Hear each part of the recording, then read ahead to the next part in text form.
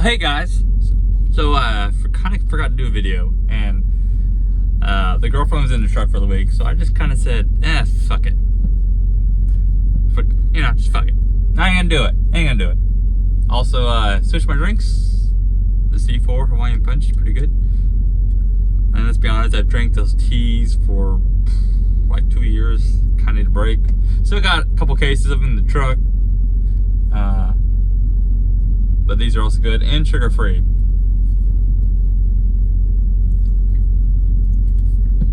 So for the load I'm about to talk about, which I had talked to the guy, my contact, and I asked him if we could start build, because these are LTL, right? So they kind of build the loads how they need. And sometimes I've had some Midwest freight on my load as I head to the west. I asked him, I was like, hey, can you build the load so that way I could try to get home, or at least go through the house? Don't necessarily have to sleep there, but, go to the house every week, because that way I can, it's a chance, right? Because in the winter it's a little harder, but at least it gives me a chance, right? And this was like the start of that. He says he can't guarantee it'll happen every week, but so far so good. And this one actually wasn't that bad. I did get a giant scare on this trip though, but luckily it didn't happen, which takes a lot to scare me. Alright, so this whole load was only 31.4, 27 pallets, and I was gonna lose quite a bit of it. I had 3 deliveries in Iowa, at Iowa City, Cedar Falls, and Sioux City. And honestly, I've been to, let's see. Okay, so we started Monday, and this is also just after Labor Day weekend, right? Or this might be a Labor Day week. I'm trying to remember the date. I forget when Labor Day is. I think this might be the week it was on. Or no, this is right after. It's right after. So it started Monday 0100 at Unify in Iowa City. And that was easy peasy because it was literally 46 boxes. Fucking easy. Yeah. Actually, I lied. 46 pounds. 11 boxes. I got there real early, like Sunday at 1500, and I wish they were open. They were not. Because I would have known myself if they would let me. But no, I sat around till fucking Monday, or till like midnight, and then I checked in. But I wasn't out there. Oh, and still a lumper, so still was there for like an hour. But what sucked is, to quote my contact, because my next delivery was Target in Cedar Falls, and to quote him, Target fucked me. And he's talking about fucked us both, right? Because now I had to sit around all fucking day till 16:30, and they refused to do any earlier. If I wanted earlier, they get a quote to contact. If I wanted earlier, I'd have to wait till Tuesday, which whatever. So lost 7,200 pounds at Target, 7 pallets. Fucking amazing losing that much weight. Like I said, I'm going west, right? I still got quite a bit of land to cover. So I was there for 4 hours. It fucking blew. Like 4.5 actually. I don't know. It's typical Target. Target, literally, you go to any Target and there's gonna be a sign posted that says average unload time 4 to 6 hours. I've already been to the Target again. It's better when it's in the morning. It's like I get there the night before and I just sleep nearby, then get up early and go over there because there's like 2 or 3 truck stops nearby. The Loves is the closest, but it fills up very quickly. Like you ain't getting there on the weekend. If you're not there before like 10 a.m. and 11 a.m., it's full. It sucks. It's full. It's a busy spot. A lot of meat plants in the area, so it's pretty busy. And plus, you're waiting on your meat load to get loaded. So yeah. Then that had to be at Tuesday 0800 for Sioux City. Been there plenty of times for Cold Link, still at 5,000 pounds I lost. So I already lost almost 13,000 pounds. Wow. Okay, 12. So downside is now, because see, oh wait, it is not the load. I could have gone to the house on this week. I chose to keep this load, and because he offered me a load to go into Billings that was a bit tighter on schedule, and I was like, I don't want to fuck with plans, so I'll just take this load and keep it, right? There were some shenanigans that happened though on this, but now I had to go into Denver, which it's been a while since I've been there. Luckily, it was only 3 Denver drops. This one was a little weird though, because some of it wasn't normal. Because, like I said, a holiday screwed everything up, right? So, for those who know about the Albertsons Safeway DC in Denver, I delivered to not the one off Dahlia, one of the frontage road. Although I had the Dahlia fucking address, but I was on the main gate, and I delivered on 3:30 in the morning on the cheese side of the warehouse, which is the south side. Oh, yeah, south side. Then as I'm closing my doors and pulling out, because it's like 5 o'clock now. My next appointment is 5:30, and I'm like, I think it was like 5:28, something like that. It was like almost my appointment time. I was like, fuck, I'm gonna check it on the app again. I get a call, or I get a door, and it's on the front side of the building. So I didn't even have to leave the fucking building. I just pulled back to the front side of the building, made it fucking easy. I got to watch the security guy yell at the guy behind me, because my dock was right in front of the, well, not lined up perfectly the exit, but like one over. And so I had to, I wasn't even lined up with the exit, so I don't know. I was like slightly off. Like I had to run to a fucking like brick or something if I wanted to go any further. But then the guy decided to loop behind me, even though it's obvious I'm setting him for a back. Like it's obvious, right? Because I was gonna go back there and open my doors, and he pulls in behind me and just sits there and wouldn't do anything. And like so much security to go back to yelling at him, and then I get out because then like I'm not even all the way into my dock yet, right? And he gets really close to my mirror because for some reason he can't just turn up, so he like hugs my truck more to turn up. He came like that close to my mirror, so I get out there and I'm like, what the fuck is your problem? You can't just fucking wait 2 minutes, like Jesus. And he goes, I didn't know what you were doing. It's like, you don't know what a setup looks like in front of a dock door? Then I decided to troll him, because these guys like because I was a little heated, right? The guy's like, do I need to come out there and beat your ass? I was like, do it. If you're in that much of a fucking hurry, obviously you're not, but so do it. And then he's like, he starts running away. I was like, vamos, because I want to be a bit of a dick at the end too. Like, I don't know. I don't get some people, and I'm also a bit of a troll. I'll play along to a point.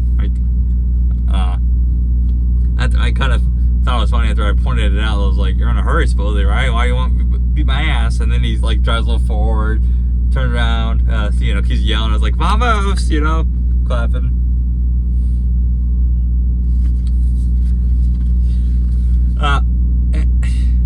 Lost another 6,000 pounds there though.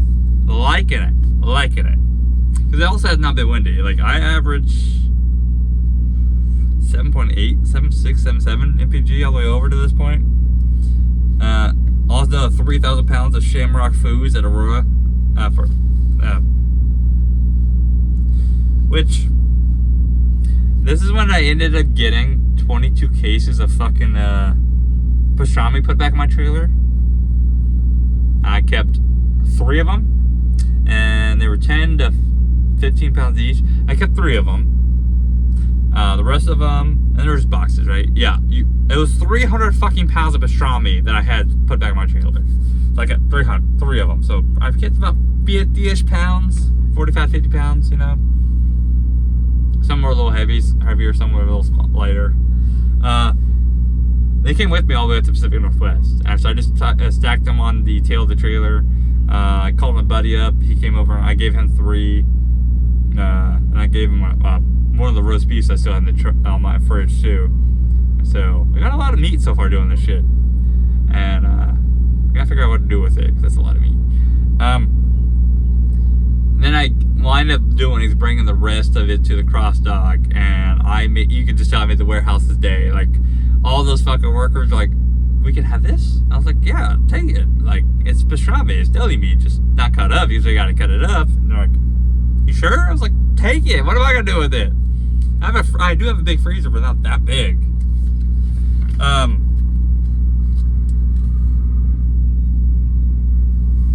What's this? So yeah, so I had about 9,000 pounds left over. Alright? 10,000 pounds. So it wasn't windy at all in Wyoming. I'm in Wyoming halfway through, and I'm on the phone with a buddy, and I'm going through underneath one cloud. And it's been raining on me. And there is a sign that says there's signs telling campers to not drive, but it's like I had already been in this wind off the wind, right? And when I say wind, it says close to 20,000 pounds, and it says campers under 20,000 pounds, right? Even with this 9,000 pounds, I'm heavier. Well, 9,000 pounds, I'm heavier than 20,000, right? And I already been dealing with it because like up to this point for 5-6 hours.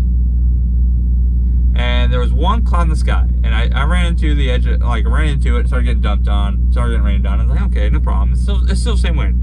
Well, then as it was blowing over, like, I could start to see the behind it. I guess I got the one gust that was pushing it, and I'm not exaggerating this at all. I kind of wish I was, because it spooks me, right?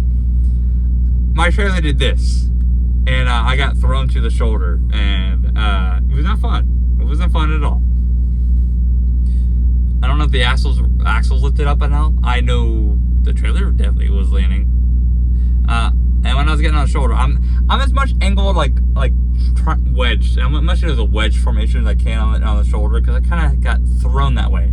And I'd already been under this cloud for about 5 minutes, so there was no fucking warning that I was about to be gusted and thrown. No warning.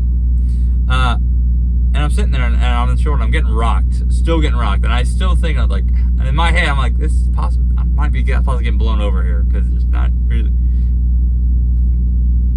And that's about 30 seconds, and it was gone. Like, so I just got unlucky, I guess.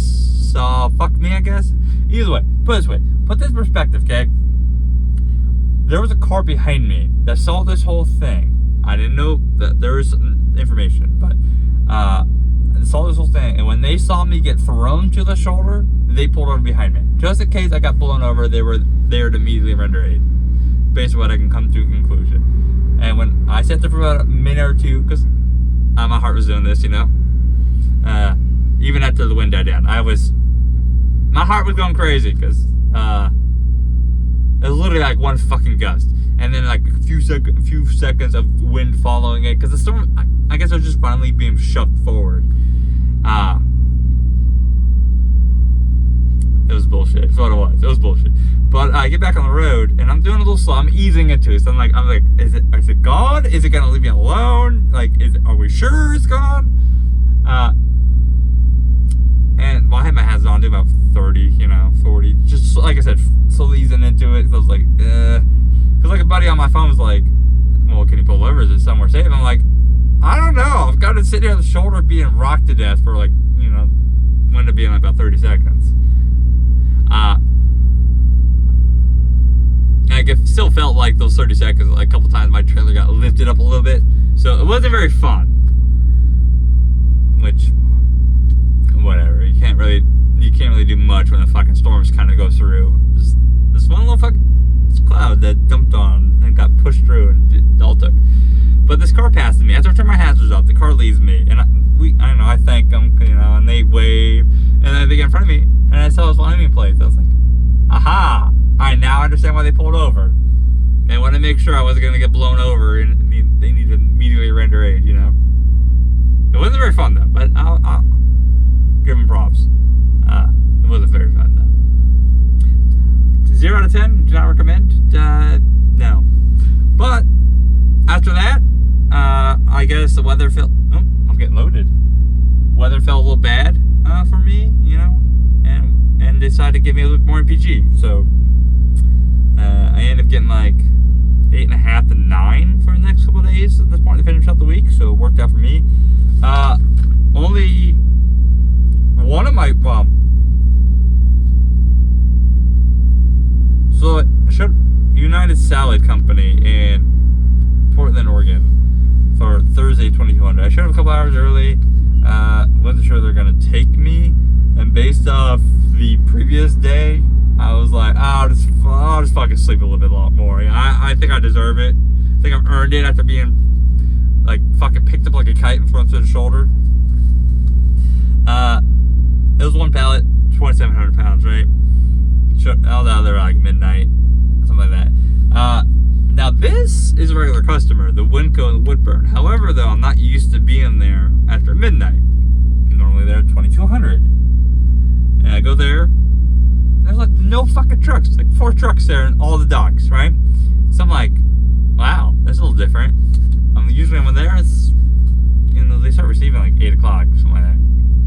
And so normally when I get there, it's a little busier, not so much. And that was 4 pallets of 5,600 pounds. Then I had 1,900 pounds plus 300 pounds of meat to take up to the warehouse. But 1,900 pounds to take up to Portland, Oregon, or Chef's Warehouse, which I'd been there. It's just been a while, right? And they're about 40 minutes away from Winco, and they don't open until 7. All right, but that wasn't too bad. But this whole load, minus that scare, wasn't too bad. And honestly, I kind of prefer this. Now my reload, holy fuck, my reload, like it was a coast to coast after this, next week's load. I barely felt like I worked. 2 deliveries, just 2 on next week's. And I might do that. I want that load again. You'll see why it was amazing. You'll see. Fucking amazing. But so far in all of August, I've averaged, or September, I mean, my trucks average like 7 MPG while moving. Don't ask me fucking why. It's, I don't know, right? Because it's, I don't know. It's been pretty nice though. It's been pretty nice. It seems to be like I'm back on my loop too, which is nice. I've had back-to-back reloads of my mass runs, which means $10,000. You know, kind of nice. Because I really need those. The fuck is this? Okay, interesting. Anyways, Kathy are sleeping as we get reloaded, or giving my pickups my reload. But we'll see you next week. Stay safe out there. Bye.